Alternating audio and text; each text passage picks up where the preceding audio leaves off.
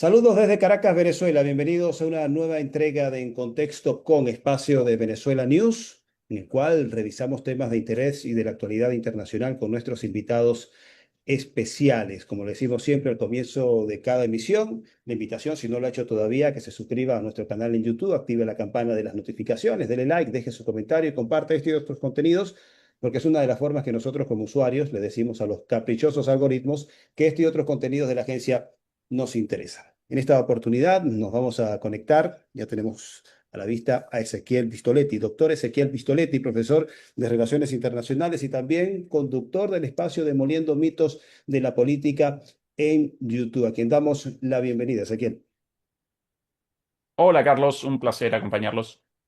Un gusto para nosotros, por fin. Yo desde hace tiempo tenía la intención de contactarte, de hacer este enlace y bueno, gracias a Dios se nos da la oportunidad. No sé si eres ateo o si querés, pero yo digo gracias a Dios por esta oportunidad para conversar de estos temas que estás llevando para aquellos que te seguimos, también compartirlos por este espacio de Venezuela News. Les decía, él es profesor en Relaciones Internacionales, es conductor del espacio Demoliendo Mitos de la política, ya con más de 200 emisiones. Cada vez que empieza una emisión da el número de la transmisión y comparte también espacio con otros invitados especiales de muy alta calificación analítica intelectual.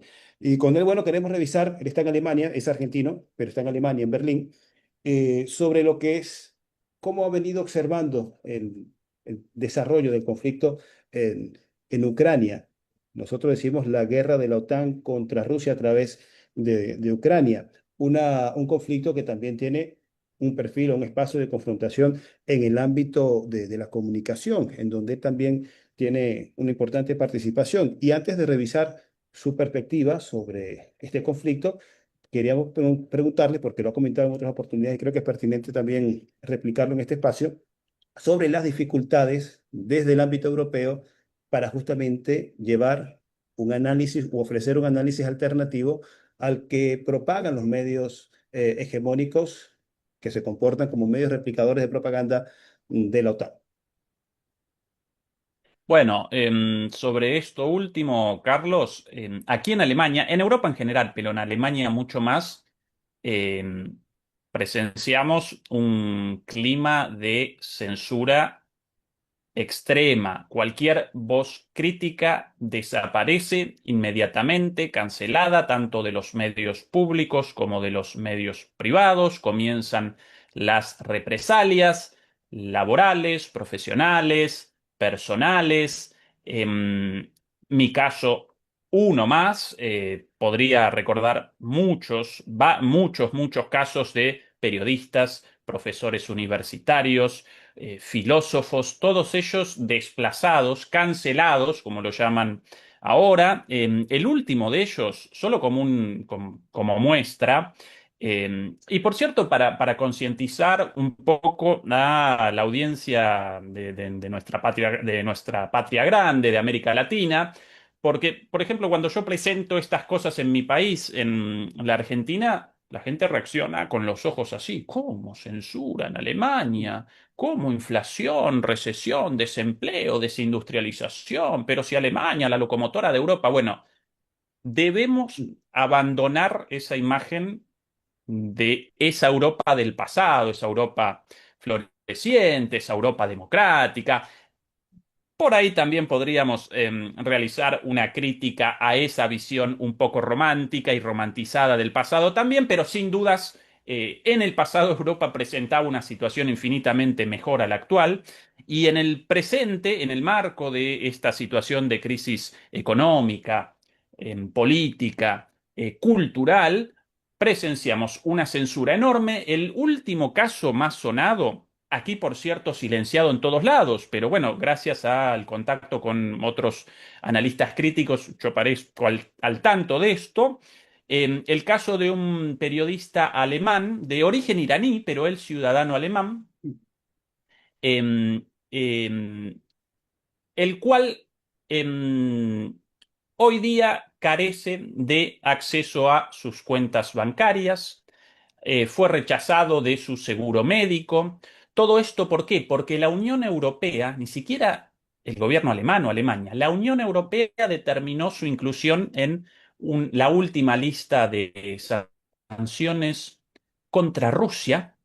Y este muchacho, alemán de origen iraní, había presentado en su medio una cobertura de las protestas en favor de la liberación en favor de los palestinos, en contra de el genocidio en curso a manos de Israel contra el pueblo gazatí.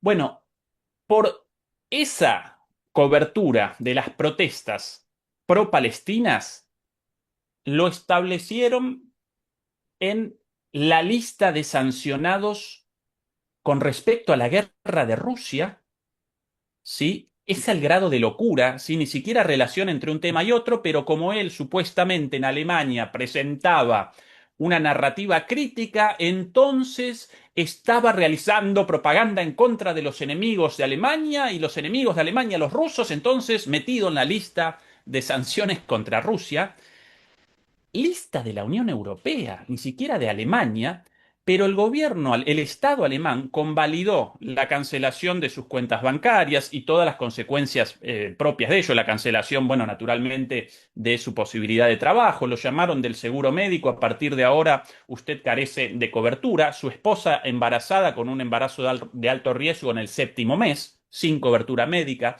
de repente todo eso por la prohibición de la Unión Europea avalada por el Estado alemán contra un ciudadano alemán.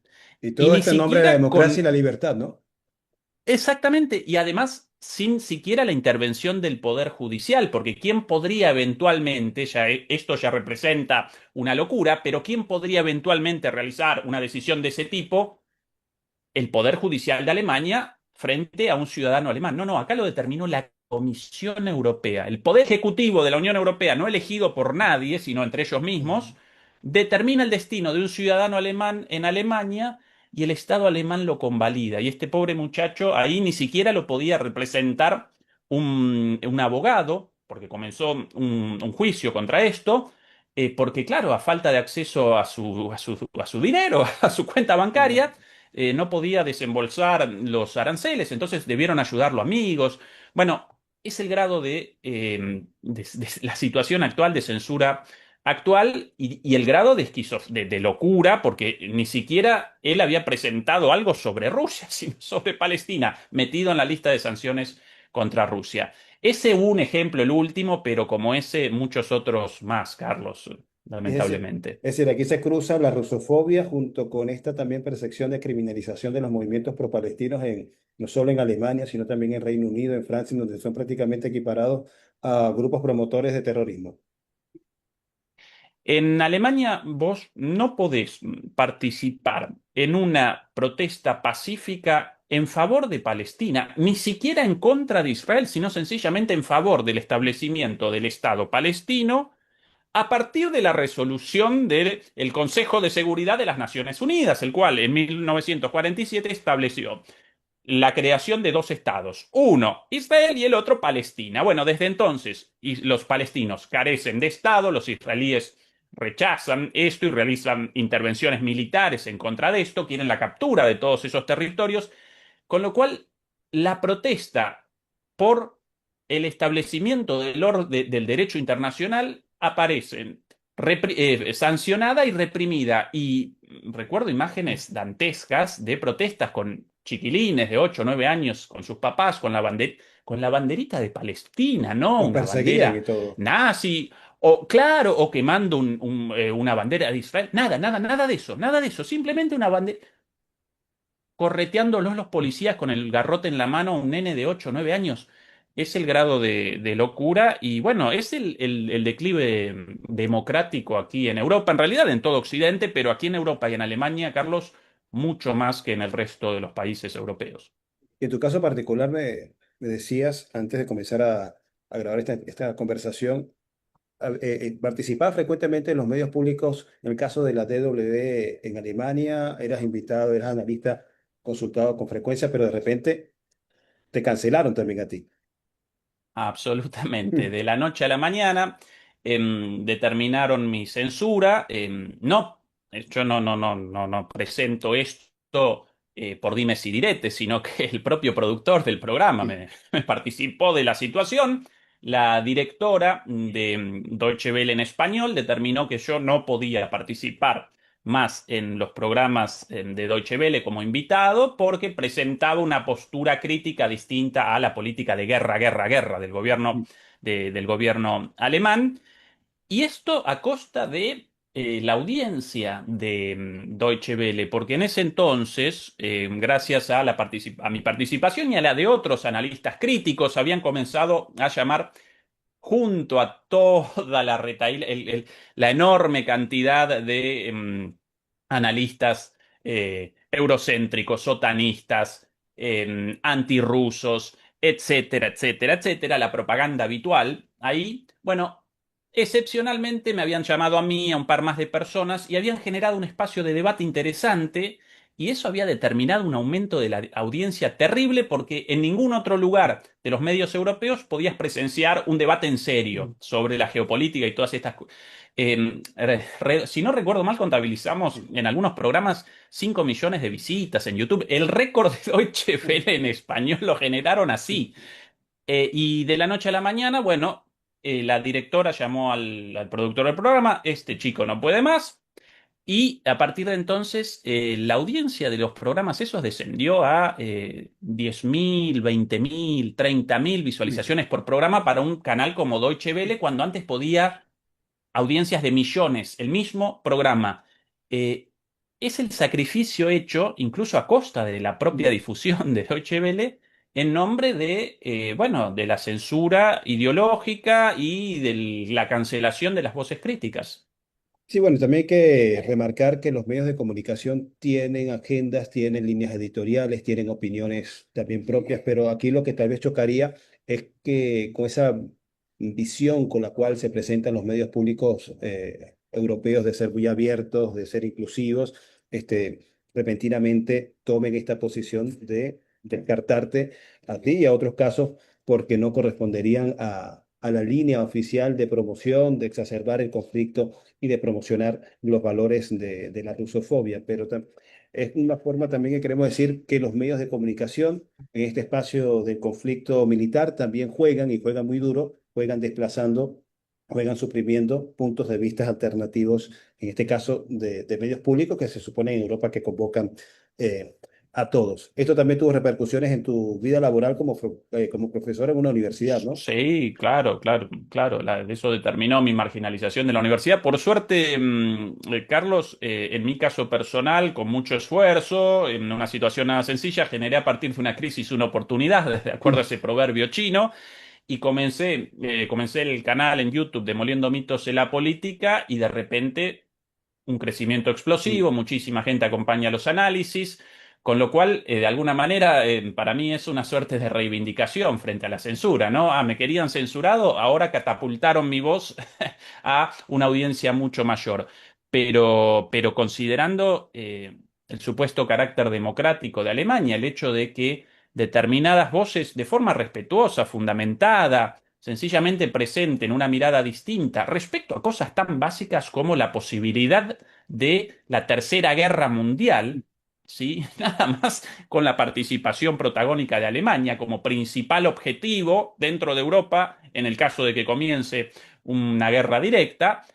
Bueno, que alguien presente una mirada distinta en favor de la paz y a favor de las negociaciones, porque ellos machacaban guerra, guerra, guerra, y yo, y quizás no, ¿no? Quizás más conveniente una negociación con los rusos. Bueno, solo eso determina la exclusión, con lo cual, bueno, eso de alguna manera caracteriza el estado de la democracia, sí, ya de democracia poco, la democradura en Alemania y en Europa en general.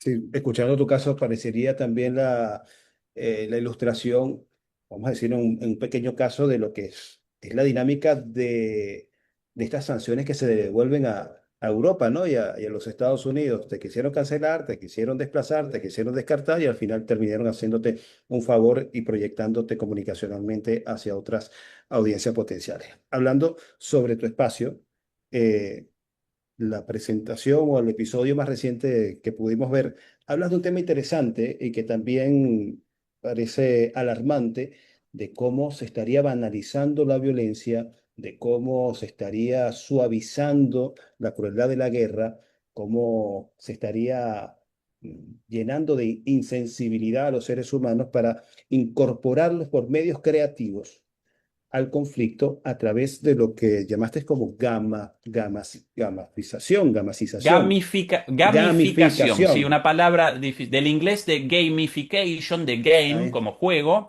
ya. La palabra español correcta, ludificación, pero bueno, muy difícil, entonces lo llaman la gamificación. Yo Justamente, sinceramente, Carlos, sí, sí. explícanos sobre de qué va esto de la gamificación. No es un invento de Ezequiel Vistoletti.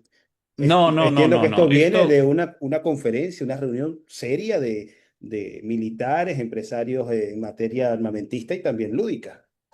hace una semana en la ciudad de Wiesbaden, en Alemania, ciudad, por cierto, sede de una de las de los cuarteles militares de Estados Unidos en Alemania más ¿Ya? importantes, 35.000 soldados en Estados Unidos, armas nucleares, perdón, 35.000 soldados estadounidenses en territorio alemán desde la Segunda Guerra Mundial, armas nucleares estadounidenses en Alemania, es el grado de soberanía de Alemania, Vale. con bases militares de otra potencia y armas nucleares de otra potencia en su territorio. En Wiesbaden la semana pasada realizaron una conferencia titulada Land Euro, como tierra o tierra europea, pero curiosamente con un juego de palabras en inglés, land también aterrizar o desembarcar, con lo cual también es posible la traducción de desembarco en Europa, como Normandía, muestra de Europa.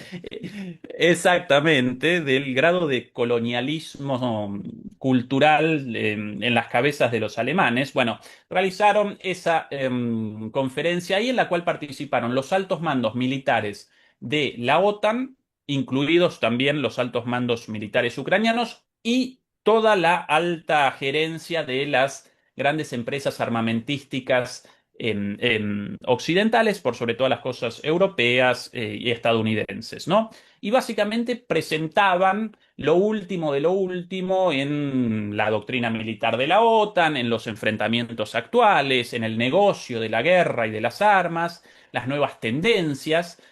Bueno, y yo curioso, por curioso nada más, comencé a recorrer las ponencias y de a poco mis ojos iban apareciendo cada vez más grandes por las barbaridades escuchadas ahí, dichas tanto por los altos militares de los Estados Unidos como también por políticos, por empresarios y entre otras cosas de repente pude presenciar una conferencia de esto en línea, no, no en persona, no Ok. participaría ahí en persona con No, esos halcones de la guerra de ningún modo, sino todo esto subido a la página web de ellos esto no es especulación, y en tampoco una una reunión secreta en un búnker y que tú estás especulando. Eso estaba en línea. cualquiera, esto siquiera a través de Google, Land Euro 2025, ahí todas las ponencias subidas ahí. Una de ellas del ministro de Innovación Digital de Ucrania. Y como no pudo participar, iba a presentar una ponencia presencialmente, no pudo, presentó un video y después la ponencia presencial fue realizada por un asesor. Bueno, comenzó el ministro con un pequeño video llamando básicamente a las Fuerzas Armadas y a las empresas armamentísticas de Estados Unidos y de Europa a la experimentación de sus nuevos sistemas de armas en el campo de batalla en Ucrania, básicamente con la carne de cañón puesta por los pobres ucranianos recogidos de los pelos en las calles, metidos en una pequeña camioneta y enviados como carne de cañón a la guerra en servicio de los intereses geoestratégicos del imperio estadounidense. Eso, así comenzaba. Y al rato, de repente, cuando su asesor comienza a presentar las innovaciones tecnológicas de Ucrania en la guerra, de repente presenta el programa de puntos, como un Bonificación, ¿no? videojuego. El programa de bonificación de guerra introducido una semana atrás. En el marco de esto de la gamificación, gamificación llama a la introducción de los juegos, de la lógica y del desarrollo de los juegos, en este caso los juegos de video, los videojuegos, a la propia guerra. Y entonces, ¿qué generaron estos señores? Los operadores, las distintas brigadas de operadores de drones, a partir de ahora participan en una suerte de videojuego con una página web en la cual ellos presentan las pruebas, ¿no? Las imágenes, los videos de los objetivos alcanzados con sus drones. Y eso, cada uno de esos objetivos va generando una cantidad de puntos, como en un videojuego. Persona muerta, 6 puntos. Vehículo blindado destruido, 20 puntos, ¿sí? Y así van contabilizando puntos y van recorriendo niveles de alguna manera, como en los videojuegos. Y al final de mes, cuanto mayor la cantidad de puntos, también a través de una página web con la estética de un videojuego, entonces con esos puntos pueden realizar después el canje de esos puntos por más armas, ¿no? Y cada una de las armas también presenta un puntaje. Entonces, si ellos, un batallón con 100 puntos acumulados, bueno, puede con esos 100 puntos realizar la compra de 20 drones, 30 lanzamisiles, ¿sí? Como una especie de videojuego y los despachan después de alguna manera al frente de batalla. Y Ezequiel, ¿hacia quién estaría dirigida esta campaña de banalizar o de reducir o de llevar el conflicto al escenario similar al de un videojuego? ¿Está dirigido también a jugadores profesionales que puedan involucrarse desde otro sitio a distancia, Bueno, poder operar estos equipos? el objetivo último, en esta fase inicial, quieren de alguna manera generar la motivación de los operadores de drones para acometer más objetivos, generar más muerte, más destrucción y de esa manera el reembolso a través de este sistema de puntos de más armas. Pero en última instancia, el plan último de esta gente aparece en la conexión de un sistema, una red de jugadores a lo largo del mundo jugando un videojuego, pero en realidad operando drones en la vida real, con lo cual los puntos, los niveles, los desafíos, como en un videojuego, pero la muerte, el sufrimiento, la sangre, en la vida real, matando a personas de verdad y lógicamente con la audiencia como objetivo de los jugadores de videojuegos, una audiencia joven, ¿no? Por lo general los jugadores de videojuegos, gente más bien jovencita. Es el grado de locura, Carlos, de todo esto. Además de la Es decir, banalización de la violencia, la disculpa que te deshumanización de las interrumpa. personas. Disculpa que te interrumpa, seguro mucha gente dirá, pero Carlos, ¿por qué lo estás interrumpiendo ahora? Pero que me viene esta pregunta. Es si se pudiese estar especulando, proyectando el escenario en que un jugador desde Venezuela, desde Brasil, desde Croacia, pague alguna especie de suscripción para incluso participar en este tipo de juego de guerra y en donde pueda sacar algún tipo de rédito económico, de bonificaciones e incorporarse de esta forma a un conflicto más global. Es el objetivo. Me recuerda un poco al juego del calamar, ¿no? La locura esta, pero sí, la tercerización de la guerra y la operación de los drones desde el extranjero a través de personas de a pie desde su casa jugando un videojuego y matando personas en la vida real en la guerra en Ucrania. Esto como objetivo es a la tendencia, pero claro, en la industria armamentística ellos quieren aparecer a la vanguardia, por ende presentan lo que vamos a presenciar de aquí a algunos años. Lo que ya comenzó, en efecto, este programa para los operadores de drones ucranianos con esta dinámica de un juego, con lo cual desaparecen la humanidad del enemigo, generamos la banalización de la violencia, una Sí. suerte de competencia lúdica, cuando en realidad aparecemos en un conflicto sanguinario, terrible, más allá de la interpretación geopolítica de cada quien, Claro. yo realizo una interpretación crítica, el sufrimiento de todas las personas ahí debería generar tristeza y empatía en nosotros, de cada persona muerta, cada familia desgarrada, cada hijo sin un padre, cada hijo, ¿sí? Cada esposa sin su esposo, cada mamá y papá sin su hijo. Bueno, con la cantidad de víctimas, obviamente también escondido esto, ¿no? Según muchas estimaciones, ya generó más de 1 millón de muertos en muertos, no bajas, Mm. muertos en Ucrania, ¿no? Porque los militares conceptualizan las bajas como los muertos Y y las heridos. personas heridas, claro, las personas heridas sin capacidad de recomenzar el combate, heridas gravemente. No, no, solo muertos, más de 1 millón de personas, mayormente militares, lo cual también caracteriza la forma de guerra, o por lo menos la forma de guerra a cargo de Rusia, de haber establecido el foco en objetivos militares. Recordemos la cantidad de muertos civiles en Gaza, ¿no? Donde Mm. machacan y machacan adrede contra la población civil en un conflicto de muchísima menor escala, más que conflicto, debería caracterizarlo como masacre o Ajá, genocidio, ya. pero bueno, en una situación de muchísimo menor escala, muchísimo menor tiempo, con mucha menos gente, ya contabilizan oficialmente en Gaza más de 50.000 víctimas, aunque según muchos estudios, incluso algunos publicados por la Universidad de Harvard, una universidad Mm. estadounidense, según los cuales la cifra presentaría por lo menos una cantidad mínima de más de 100.000 gazatíes muertos debajo de los escombros, por ende no contabilizados aún.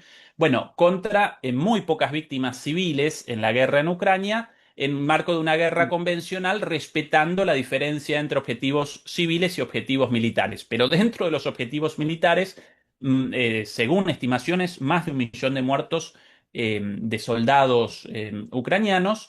Y más allá, una vez más, de la interpretación geopolítica de cada quien, la mía bastante crítica, por cierto, pero es una tragedia de cualquier modo desde una perspectiva humanitaria. Y en lugar de desactivar este conflicto y determinar el fin de esta maldita guerra en nombre de los Estados Unidos, no, generan un videojuego, querido Carlos, para que comiencen estos ataques como una especie de programa de puntos, ¿no? De bonificaciones y más guerra, más inhumana, más banalizada y naturalizada la violencia y más muerte. Es decir, están poniendo a competir a brigadas, a mismos combatientes dentro de Ucrania para ver quiénes liquidan, quiénes dan de baja aparatos del adversario, así como efectivos militares, Y pero al mismo, personas. y personas. Pero al mismo tiempo también plantea un desafío en caso de que esto avance a ese nivel en donde incorporen a gamers, incorporen a civiles de distintas partes del mundo a este tipo de conflicto, es que también convierta a esos sujetos en esos otros países en objetivos legítimos de guerra del adversario. El tema es que sería a una distancia muy importante del escenario del conflicto, pero lo hace aún mucho más complejo, ¿no? Claro, y de alguna manera generaría en cada uno de esos gamers, de esos jugadores de videojuegos, un mercenario. Y recordemos que los mercenarios carecen de prácticamente de cualquier tipo de Mm. regulación, no aparecen consagrados en las distintas declaraciones relativas al derecho de guerra, al derecho humanitario. Por eso muchas veces los mercenarios perpetran las barbaridades más horribles. Y por eso también a menudo, una vez capturado un mercenario, por lo general, bueno, lo despachan inmediatamente por el odio de una persona participando en una guerra, ni siquiera por su convicción ideológica o nacional, sino sencillamente por dinero, por fuera de cualquier derecho, incluso sin protección del derecho internacional. Bueno, generaría eso, pero a escala global, ¿verdad? En la casa de cualquier persona con una consola de videojuegos y un monitor frente de sí. Y Ezequiel, aparte de este esquema que es alarmante de la gamificación de la guerra y también de este ministro de Innovación vestido como gamer, con toda la simbología de gamer, del ministro de Innovación de Ucrania, ofreciendo a Ucrania como un laboratorio o escenario para la prueba de armamentos, porque ha dicho que, bueno, ya en estos tiempos de una guerra tan dinámica, no hay tiempo justamente para estar haciendo ajustes y pruebas en laboratorio y por ende el escenario ucraniano es el idóneo y el adecuado para ello, invitando a toda la industria armamentística mm, para hacer sus innovaciones en el contexto de una guerra real. También, ¿qué otras orientaciones, qué otros conceptos habrían surgido de esta reunión en Alemania, en donde estuvo el jefe, el general supremo, comandante supremo de la OTAN, un oficial de la aviación norteamericana, en esta reunión.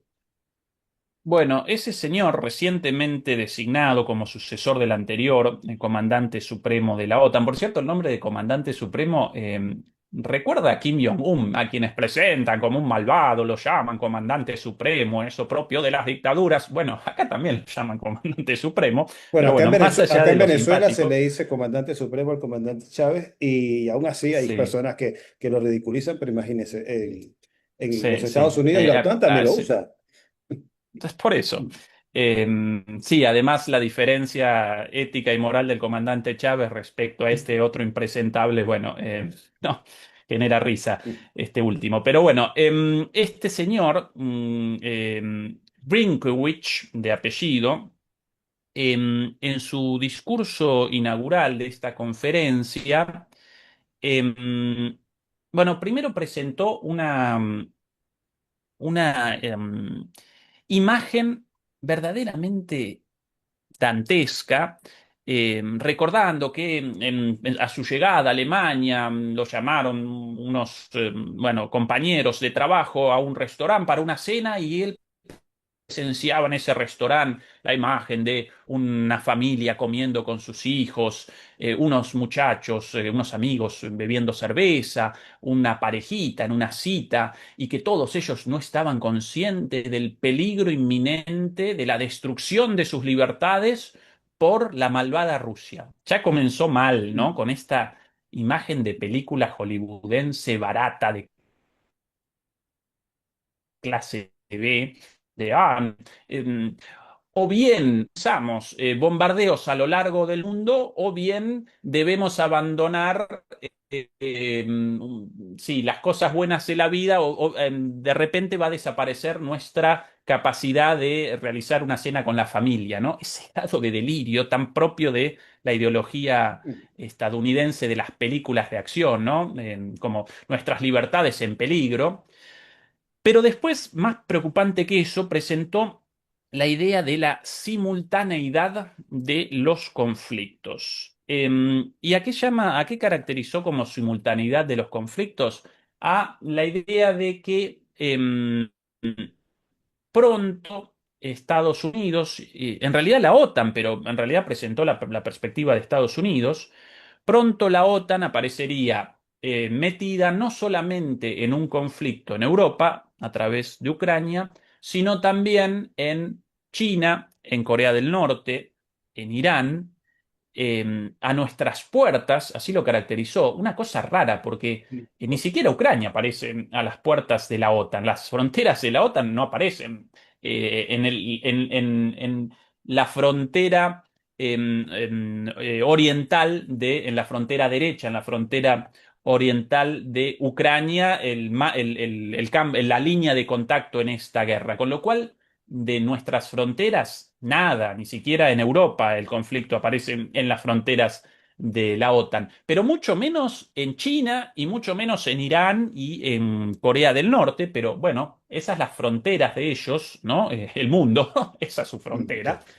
Y bueno, ¿cuál es la predicción de esta simultaneidad? Básicamente, Xi Jinping va a llamar a Putin, así, dicho así, con este grado de ordinariez, de simplicidad, de superficialidad, como una cosa entre una película de acción entre los malvados amigos entre sí, contra nosotros, los buenos, una cosa tontísima, pero así lo presentó. Xi Jinping va a llamar a Putin antes de comenzar una invasión a Taiwán y entonces van a generar dos ejes de ataque en simultáneo. Y no solo eso, sino que además determina una fecha para esto, el 2027, de aquí a ya ni siquiera 2 años, un año y medio. Medio. Esto, estas fechas, ¿no? Sobre Rusia, recuerdo que en varios casos presentaban la fecha de 2030. En 2030 Rusia va a comenzar una invasión de Europa, una estupidez también. Nunca, nunca pueden presentar fundamentos, ninguna explicación de esto. En realidad, más bien están estableciendo las fechas de ellos para comenzar una confrontación. Pero bueno, que el comandante supremo de la OTAN determine que en 2027 va a comenzar una guerra en Taiwán contra China y en paralelo en Ucrania contra Rusia de manera directa, y que para esto debemos prepararnos, ¿no? Así lo presentaba. Para mí, sinceramente, genera muchísima preocupación, Carlos, porque acá estamos deliberando sobre el comienzo de una guerra directa entre las más grandes potencias nucleares, con la posibilidad de escalada a lo nuclear inmediata y en varios escenarios a lo largo de la línea de ruptura geopolítica. Pero bueno, eso a propósito de la naturalización de la guerra, de la violencia, ya lo presentan así, como, en 2027 debemos prepararnos porque comienza la guerra simultánea. Mamita querida, y yo no presencio del lado de los chinos o de los rusos declaraciones en este sentido, queremos una guerra ya, sino todo lo contrario. Quieren la resolución de los conflictos de manera diplomática y cuando ya no pueden más, como en el caso de Rusia, porque iban a establecer misiles y bases militares en su frontera, comienzan sí con una acción militar ante la inevitabilidad de esa línea roja rota por la OTAN. Inmediatamente después de esto, en el caso de Rusia, después del comienzo de la guerra, quiere una negociación y la rechazan los occidentales, la rechaza la OTAN. Entonces, básicamente, como esquema general, y perdón por responder tan largo a tu pregunta, Carlos, acá presenciamos una guerra global ya en curso entre una potencia en decadencia, seguida por sus secuaces, la potencia en decadencia, naturalmente el imperio estadounidense, seguida por sus decadentes y paupérrimos, patéticos secuaces en Europa, y las potencias emergentes, China la primera, sin dudas, pero también Rusia, India, Brasil, los nuevos países del BRICS, el sur global. El riesgo de todo esto aparece en el hecho de el comienzo efectivo de una confrontación ya directa, no a través de proxies, de intermediarios, como hasta ahora, y de la escalada global. Y a lo largo de la historia, en situaciones similares a estas, las caracterizan, por cierto, como trampa de Tucídides, en honor al historiador griego, situaciones en las cuales una gran potencia en decadencia presencia el auge de una o más potencias y comienza una guerra para el mantenimiento de esa hegemonía moribunda. Bueno, en la gran mayoría de situaciones así en la historia, comenzó una guerra mundial entre esas potencias, desde Esparta y Grecia en la antigüedad hasta la Primera y la Segunda Guerra Mundial. Bueno, en pocos casos aparecemos en una situación así a lo largo de la historia sin que la potencia decadente comience una guerra a todo nada con la potencia emergente.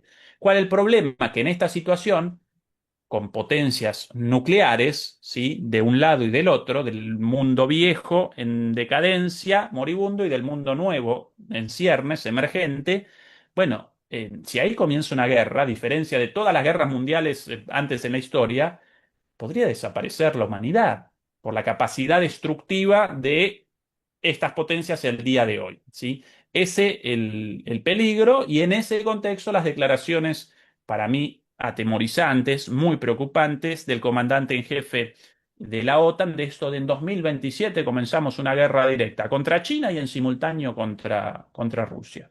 Bueno, Esta perspectiva que nos compartes, Ezequiel, son también inquietantes y le hacen pensar a uno que a lo mejor el mundo estaba mucho más seguro en tiempos de la Guerra Fría, en donde cada uno se estaba apuntando, amenazando con sus armas nucleares, pero al mismo tiempo era como la disuasión, la contención del otro y se buscaba otros medios para resolver las disputas y las diferencias entre potencias. Pero creo que estamos llegando a un nivel no antes conocido en donde parece que somos indiferentes, menospreciamos o banalizamos las capacidades destructivas de una confrontación nuclear, incluso lo que parecía impensable ante una guerra contra una potencia nuclear, en este caso la magnitud de Rusia, la primera, parece que prácticamente como moneda corriente y tan corriente que, bueno, se pueda naturalizar que el resto de Europa se tenga que preparar para una confrontación en condiciones asimétricas con Rusia, un país que tiene ya 2 años, 3 años de entrenamiento en guerra con una Europa que lo único que ha hecho es afinar o sumar paquetes de sanciones que no funcionan para nada. Bueno, la situación del equilibrio bipolar, así lo conceptualizan los teóricos en las relaciones internacionales, el mundo bipolar y el equilibrio de fuerzas bipolar de la Guerra Fría, esa situación ya parece superada con creces desde hace tiempo. ¿Por qué? Porque en el orden bipolar, las grandes potencias no comenzaban guerras directas contra ninguna de las partes, no solo no comenzaban guerras entre sí, sino que sus representantes tampoco comenzaban guerras contra esas grandes potencias, sino que comenzaban guerras entre representantes, guerras proxies, bueno, en Corea, Corea del Sur, Corea del Norte, en Vietnam, de forma distinta en América Latina, ¿sí? Entre las dictaduras y los movimientos populares, ¿sí? De los dos lados, representantes de las potencias nucleares y es el, el equilibrio bipolar. Ninguno de estos representantes podía comenzar, no podía ni Corea del Norte comenzar una guerra contra Estados Unidos, ni Corea del Sur contra Rusia. Acá en Ucrania ya comenzó una guerra contra una de las grandes potencias, tenedora de más de 2.000 cabezas nucleares. ¿Sí? Con lo cual Creo que ya hasta más, creo que la cifra aparecemos. es superior. Creo que la cifra es superior. Bastante superior. Sí, sí, sí. Según algunas estimaciones, 5.000 y más, pero bueno. Como esto siempre una cuestión en parte secreta, presenté esa cifra, pero sí, la cifra sabida por todo el mundo en realidad más de 5.000. Pero bueno, lo mismo con Israel, ¿no? Según ellos, Sí. bueno, según ellos con cero, pero las estimaciones más conservadoras supuestamente con 70, pero en realidad aparentemente más de 500 cabezas nucleares en Israel. Pero bueno, más allá de esto. Acá ya comenzó una guerra directa contra una potencia nuclear, contra Rusia. No la comenzó Estados Unidos, pero sí un proxy, un representante. Así que superada ya la barrera de el equilibrio bipolar. Pero no solo eso, sino que además comienzan después provocaciones, como por ejemplo el año pasado, ataques contra las bases de radares rusos de alerta temprana contra misiles balísticos intercontinentales, los misiles capaces de generar un ataque nuclear contra Rusia o de Rusia contra Estados Unidos, ¿sí? Eh, Bases de radares ubicadas a miles de kilómetros del frente de contacto con Ucrania, solamente como provocación, y solamente eso, en aquel entonces, 2024, una noticia casi no presentada en ningún lado, Exactamente. solamente eso determinaba la posibilidad de Rusia de responder nuclearmente, porque la doctrina nuclear rusa, antes incluso de su reforma hace algunos meses, ya establecía que si un ataque, incluso con armas convencionales, generaba una disminución en su capacidad de respuesta nuclear, eso entonces convalidaba la posibilidad, por suerte no la Mm. obligación, pero sí la posibilidad de una respuesta nuclear. Y claro, destruyendo una de muchas, ¿cierto? Pero una base de radares dedicada a la monitorización de los eventuales misiles estadounidenses nucleares contra Rusia, eso ya generaba esa posibilidad. Primera provocación nuclear. Una locura, pero esta la situación actual. No solo eso, sino que hace, ¿cuánto ya? Un mes, 2 meses, comienza Ucrania en una situación de desesperación militar, la llamada Operación Telaraña, y realiza un ataque contra uno de los componentes de la tríada nuclear rusa. ¿A qué llaman tríada nuclear? Básicamente a las tres patas de la disuasión nuclear rusa, los bombarderos estratégicos por el aire, los submarinos nucleares por el agua y los misiles balísticos intercontinentales, también aéreos desde Rusia hacia eventualmente Estados Unidos y viceversa. Tres países presentan esta tríada: Rusia, Estados Unidos y China. ¿Sí? Bueno, comienzan entonces hace poco una operación celebrada en los medios de comunicación occidente con drones desde el propio territorio ruso, en un contenedor, llevados en camiones, los propios camioneros sin idea del contenido de estos contenedores, y estos contenedores a miles de kilómetros de distancia del frente generan la destrucción de, si no recuerdo mal, entre 7 y 10 bombarderos estratégicos de más de 100 de Rusia. Le- Para Rusia militarmente esto no generaba verdaderamente un problema, ni mucho menos, pero acometía directamente parte de la tríada nuclear rusa, sacrosanta, porque cualquier ataque, una vez más, contra parte de la disuasión nuclear de un país, convalida la utilización de esas armas nucleares. Gracias al cielo, más que al cielo, a Putin, quien responde de manera muy cerebral, muy fría y con paciencia estratégica para él, el la respuesta no aparece ligada a una venganza o a una reivindicación visceral basada en el enojo, sino la respuesta o la venganza aparece en la victoria final. Y Rusia parece encaminada hacia una victoria en Ucrania y por ende carece de sentido responder a estas provocaciones y más aún si eso genera la posibilidad de una guerra nuclear con otras potencias y la aniquilación mutua. Pero más allá de la suerte de la paciencia estratégica rusa, estás realizando una provocación tendiente a un ataque nuclear y al comienzo de una escalada nuclear. Es el grado de locura actual de la OTAN, de Occidente y de este guerrerismo y esta rusofobia completamente descabelladas a costa de de la posibilidad de la autodestrucción. Entonces, sí, lamentablemente, la, el equilibrio bipolar de la Guerra Fría ya parece superado y por cierto, los científicos de una institución, bueno, dedicada a la medición del riesgo global, generan todos los días un llamado reloj Ujú. nuclear con cuánto, bueno, simbólico de a cuántos segundos aparecemos en la guerra y desde hace tiempo ese reloj presenta eh, una hora más cercana a las 12 de la noche, ¿no? El horario simbólico de un Armagedón global, bueno, ya presenta una hora muchísimo más cercana que años atrás y mucho más cercana que durante la propia Guerra Fría, incluso durante la crisis de los misiles cubanos.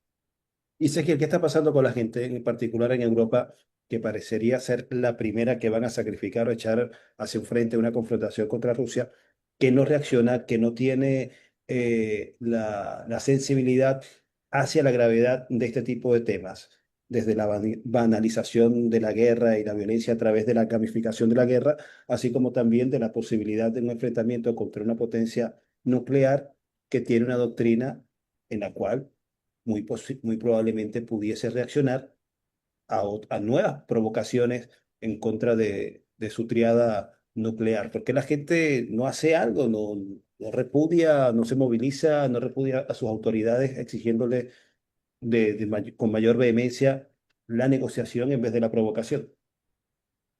Bueno, esa es la pregunta del millón. Varias cuestiones ahí. En primer lugar, por la desinformación Yes. absoluta, la censura de cualquier... para mí siempre genera sorpresa el encuentro con amigos y amigas aquí de Alemania y cuando comienzan charlas, conversaciones sobre esto y yo presento todas estas cosas, ellos reaccionan sorprendidísimos. ¿Cómo que los gasoductos Nord Stream 1 y Nord Stream 2, ¿cómo que Estados Unidos generó la voladura de esos gasoductos? Los ojos así. ¿Cómo que después de un mes de guerra los ucranianos y los rusos habían comenzado negociaciones prácticamente cerradas hasta la llegada de Boris Johnson con la orden de los halcones neoconservadores estadounidenses de que ninguna negociación, solo posible la guerra con Rusia, vamos a acompañarlos a ustedes, ucranianos, hasta el final en esta guerra? Finalmente los abandonaron, pero la única posibilidad para Ucrania la continuidad de la guerra, si no esto habría, este conflicto habría sido desactivado por una negociación un mes y medio después de su comienzo. Presento esto, la gente con los ojos así, no, ¿cómo? Imposible, seguro de esto, no lo vi en ningún medio. Bueno. Primero eso. Después, sin lugar a dudas, también una cuestión, Carlos, de rusofobia genética y de supremacismo, incluso en gente supuestamente crítica, los rusos siempre los malos y todo el mundo confundido, cuando todas las personas de cualquier país del mundo, fuera de Europa y fuera de Estados Unidos, presentan esto de esta manera, para nosotros tan evidente. Ellos como, ay, no, no, ustedes no entienden nada, ustedes son unos tontos, nosotros somos los europeos, nosotros sabemos el peligro que hay de que Putin invada Europa o alguna estupidez así. Eso en segundo lugar. Y en tercer lugar, y quizás esta la causa principal, los años de neoliberalismo, de hegemonía neoliberal, generaron un vaciamiento de la democracia total y absoluto, en el cual la gente aparece ensimismada en sus propios asuntos, sin participación política, sin movilización, completamente sumisa, pasiva, apática, ajena a a cualquier cuestión. Y bueno, en tiempos de paz, eso determina que, bueno, no participen en las cuestiones de política cotidianas de un país. Pero en este caso no participan siquiera en las cuestiones relativas a la vida y a la muerte a través de la posibilidad de una guerra. Entonces, todo el mundo hiperindividualizado, la democracia vacía como una cáscara, elecciones cada 4 años entre partidos representando exactamente lo mismo, solo que con el Partido Verde con una pátina de un poquito más de ecologismo, los socialdemócratas con una pequeña pátina social, los conservadores con énfasis en la familia, pero todos guerra, guerra, guerra, Rusia mala, Rusia mala, Rusia mala, Estados Unidos, nuestro faro político y cultural e incluso moral, y bueno, a todo nada en esta guerra de valores. Y la gente acompaña como rebaño esta locura. Esa Es, para mí, esas las tres fuentes principales para la explicación de tamaña pasividad frente a una política suicida y tan peligrosa para el común de los europeos de a pie. es decir, lo que mencionas me hace recordar un poco al concepto o el diagnóstico de nihilismo sembrado en la sociedad o en la parte occidental del mundo por parte del Manuel Todd, creo que es la derrota de Occidente, donde prácticamente sí, las personas se han alejado de estos temas de la política, incluso daba indicadores de participación a lo interno, militancia de partidos políticos en Italia, en Alemania, de cómo se han ido estos haciéndose más raquíticos, pero al mismo tiempo favoreciendo el avance de estas doctrinas o estas ideas de la élite, que al mismo tiempo describió como peligrosamente ignorantes, pero muy poderosas, con capacidad incluso de conducir al mundo a un conflicto de la envergadura que estamos hablando y no escatimar las consecuencias de la gravedad de ello.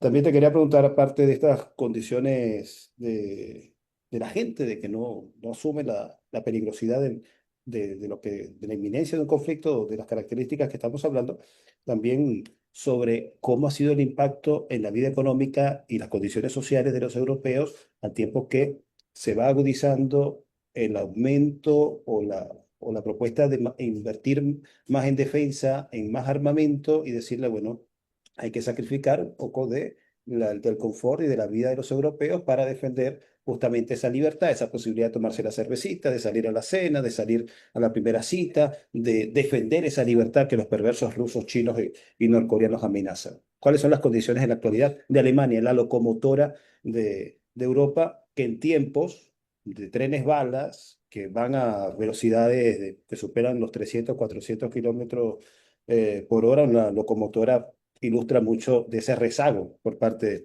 de Europa, ¿no? Bueno, en términos macroeconómicos, para no presentar la cosa para presentar esto muy por encima, Alemania va a concatenar este año el tercer o cuarto año de recesión, ya para 2026 prevista mayor recesión en términos oficiales. Además de eso, y esto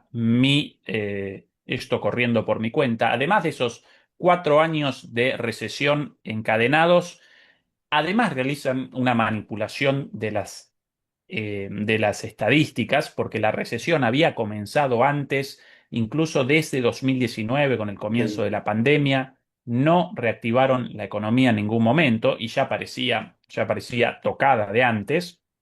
Pero más allá de eso, oficialmente tercer para cuarto año de recesión, desindustrialización. El otro día charloteaba con una amiga ingeniera trabajando en una empresa. ¿Qué tal tu empresa? ¿Algún despido? No, sí, en esta empresa 300 trabajadores, 100 despedidos la semana pasada.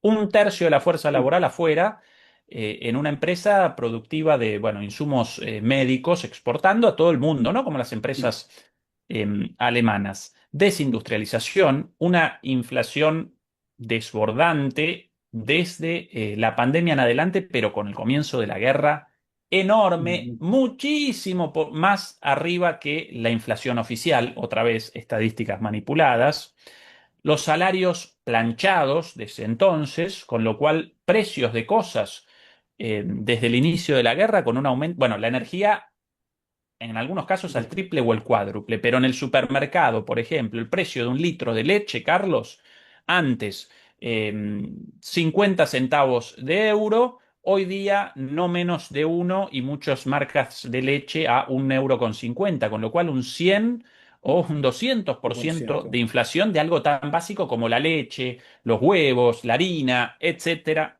etcétera. Y los salarios al mismo valor o con aumentos simbólicos. Desempleo, em, cosas quizás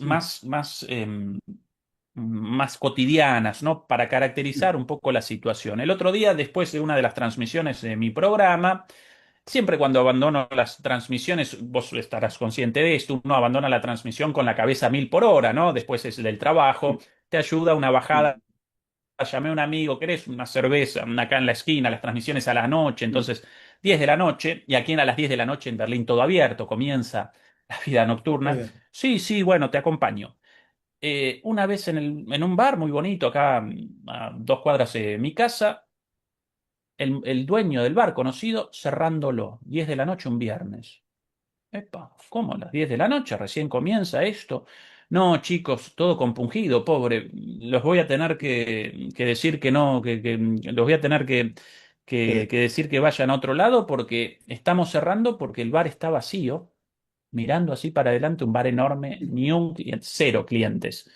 No me compensa, no vale la pena mantenerlo abierto solo por ustedes dos. Claro, los gastos de mm, alquiler, sí, electricidad, de empleados. Y el pobre señor cerrando el bar a las 10 de la noche de un viernes. Acá mm, eso, antes los bares, gente en la puerta esperando para el ingreso. Esa es la situación al nivel de la mm, calle, de la situación de cierre de negocios, los bares, los restaurantes vacíos. Em, para mí presento esto una anécdota personal porque caracteriza mejor la realidad de la economía que ya. todos estos otros números, ¿sí? Esa es la situación actual, Carlos.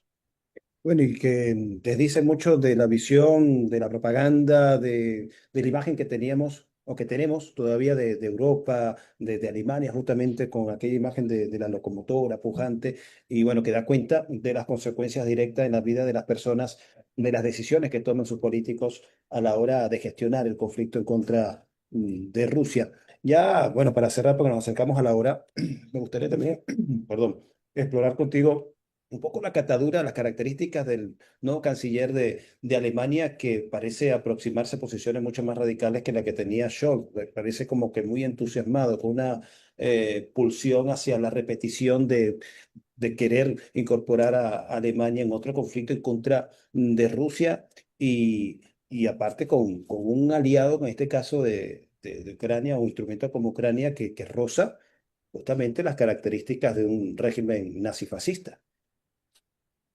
Bueno, sobre Merz, Friedrich Merz, comenzando por esto último, eh, yo no lo responsabilizo de los crímenes cometidos por su abuelo, como a nadie responsabilizo de los crímenes cometidos por los abuelos o bisabuelos nazis.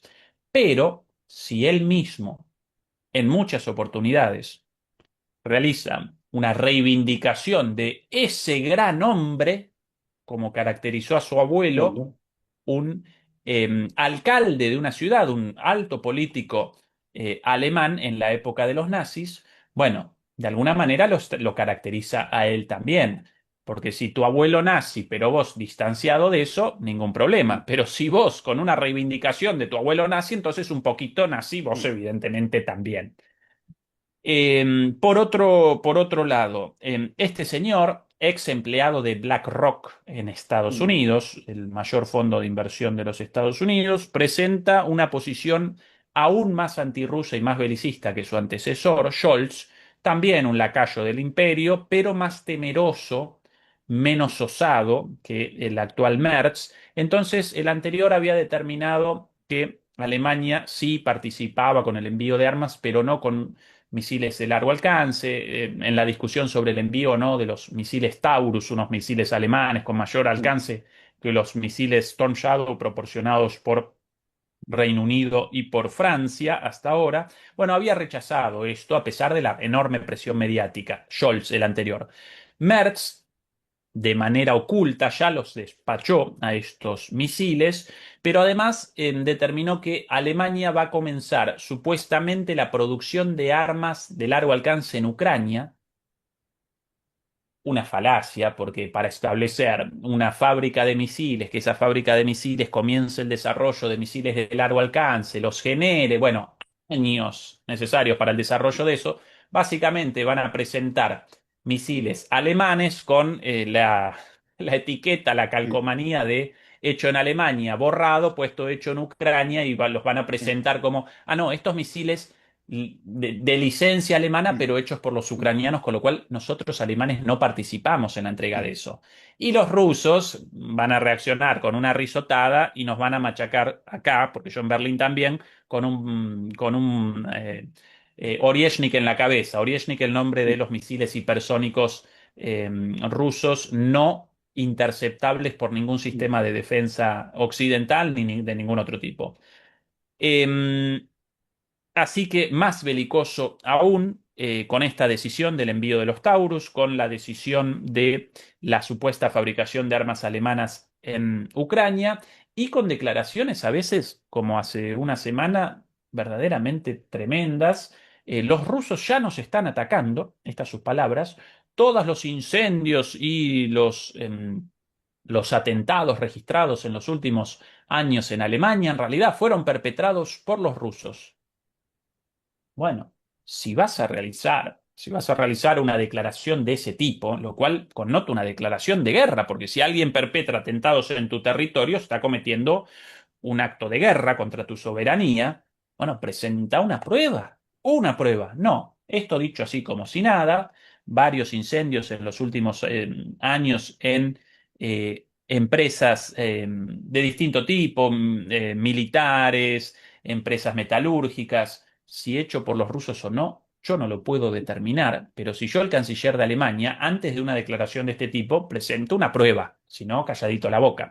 Bueno, eso además dicho por quien rechaza la voladura de los gasoductos Nord Stream 1 y Nord Stream 2 a manos de Estados Unidos, según todas las fuentes de información consultables. Con lo cual, un presidente verdaderamente muy idiota, muy tonto, literalmente muy tonto, muy falto de formación, muy sumiso, eh, y por ende más peligroso, porque cuanto más estúpida la gente en el poder, más peligrosa, y con una subordinación total, ex BlackRock, una vez más, a Estados Unidos. Así que un verdadero peligro este señor, y bueno, y lo primero dicho, recapitulando los puntos, con simpatías por su abuelito nazi, nada más y nada menos. Bueno, lo cual hace bastante preocupante esta situación. Mencionabas lo de la posibilidad de que Rusia responda con Oresnis en Berlín y creo que viene a capítulo de que Moscú ha dicho que Ucrania no tiene las capacidades por sí sola de operar este armamento complejo y si lo hace tendría que ser con ayuda, cooperación de las fuerzas militares del país que se las proporciona. En este caso con los Taurus, han dicho, bueno, si disparan un Taurus en profundidad de territorio ruso, sería con la colaboración de elementos militares de Alemania y por lo cual sería plausible legítimo también responder contra instalaciones militares de Alemania, pero no en Ucrania, porque no lo tienen, sino en la misma Berlín, por lo cual se estaría ensanchando el espectro del conflicto e incorporando a otro actor, hasta ahora indirecto, en la guerra de la OTAN contra Rusia a través de Ucrania. Bueno, Ezequiel, muchísimas gracias. Ya hemos superado la hora de esta interesante conversación. De verdad esperamos que a todos aquellos que la estén siguiendo les haya gustado y parecido interesante todos los elementos que hemos venido desarrollando en esta conversación. Seguramente va a decir que se nos escaparon muchos puntos, pero seguramente estará de acuerdo con nosotros que los que abordamos no podían estar fuera de una conversación sobre este tema de la guerra en Ucrania, la economía en Europa y en particular en Alemania, y también la situación de la disputa de este conflicto a través de los espacios de la comunicación, del acoso, la cancelación de factores que no comulgan con la doctrina o la visión rusófoba de las élites europeas occidentales en el contexto de este conflicto. Un mensaje para cerrar, Ezequiel, que no hayas dicho y que creas No, pertinente completar. un abrazo, sencillamente un abrazo a los hermanos venezolanos y a las hermanas venezolanas, un país al cual quiero muchísimo. Yo realicé mi doctorado sobre la política social de Chávez y de Correa en Ok. Venezuela y en Ecuador, viviendo casi un año allí en Venezuela y lo recuerdo como un tiempo hermoso, la ciudad de Caracas, así que un abrazo a mis hermanos venezolanos. ¿Hace cuánto estuviste en Caracas? 2014-2015, Bueno, ya mira, una punta de años. si vienes ahora a Caracas, la vas a notar muy distinta, muy renacida. Hubo tiempos en los que los efectos de las sanciones y el bloqueo se notaron bastante, pero del 2020-21, creo que los caraqueños, los que vivimos en esta ciudad, hemos podido notar un cambio favorable hacia, hacia la ciudad. Y bueno, es parte del espíritu también de Venezuela de resistencia y de resiliencia ante estos escenarios y desafíos nuevos de esta guerra no convencional híbrida, a la cual también somos objeto y debemos ser conscientes de estas nuevas dinámicas y formatos de agresión de los cuales Venezuela también es víctima. Doctor Ezequiel Vistoletti, profesor de Relaciones Internacionales y también conductor del espacio Demoliendo Mitos de la Política en YouTube, a quien invitamos también a suscribirse si todavía no lo ha hecho, que siga sus contenidos para tener acceso a una visión alternativa sobre los temas de la actualidad y el interés internacional. También lo hace con invitados especiales de una altísima calificación intelectual y preparación para abordar estos temas. Y como los decíamos al comienzo, también al final, si no se ha suscrito todavía al canal de YouTube de Venezuela News, puede hacerlo a partir de ahora, activar la campana de las notificaciones, darle like a este y otros contenidos de la agencia, que es la forma que nosotros como usuarios le decimos a los caprichosos algoritmos que este y otros contenidos de Venezuela News nos interesan. Hasta una próxima oportunidad.